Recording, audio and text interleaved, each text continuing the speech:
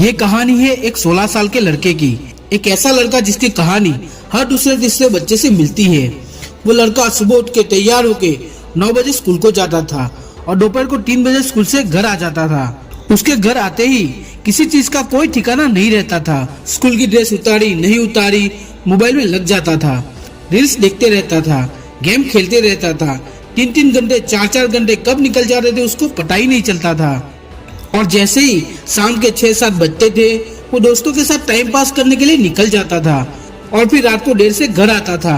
उसके माता पिता को लगता था कि वो दोस्तों के साथ पढ़ाई करने जाता है, लेकिन वो लड़का बिना किसी से बात करे चुपचाप आके सो जाता था और फिर सुबह आराम से 8 बजे उठता था और तैयार होकर स्कूल चला जाता था। और ये था उस बच्चे का डेली रूटीन।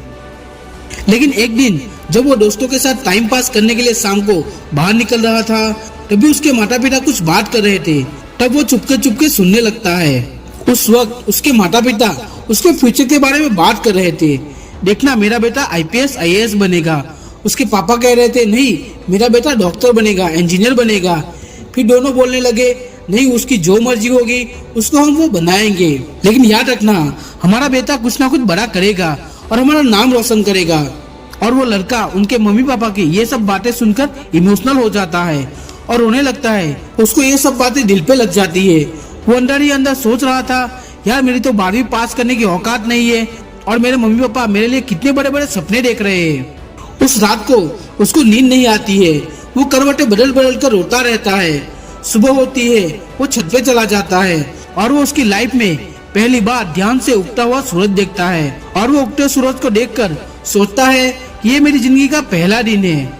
वो सोचता है कि आज तक जो 16 साल चले गए वो 16 साल मैंने बर्बाद कर दिए। अब तक जिंदगी काटी है मैंने बड़े आराम से। अब आज से मुझे जीना है अलग अंदाज से। उसी वक्त उसने ठान लिया फ्यूचर में क्या होगा पता नहीं, जो होगा वो देखा जाएगा, लेकिन कुछ ना कुछ तो होगा, जो भी होगा बड़ा होगा।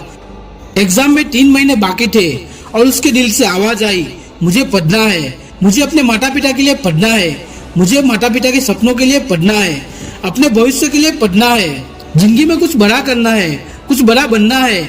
ऐसे ही काम नहीं चलता यार, कब तक माँ बाप के टुकड़ों पे पलटे रहेंगे। उस दिन से वो लड़का दिन के 8-8 घंटे पढ़ने लगा, 10-10 घंटे पढ़ने लगा। उसके अंदर से एक ही आवाज आती थी मुझे पढ़ना है यार, मुझे पढ़ना है, मुझे पढ़ना है। उसके दिमाग में एक ही बात चलती थी बस मुझे पढ़ना है, कुछ करके दिखाना है। और एग्जाम के बाद जब रिजल्ट आया तो सब लोग चौंक गए। उससे क्लास वाले लड़के चौंक गए, उसके दोस्त लोग शॉक हो गए।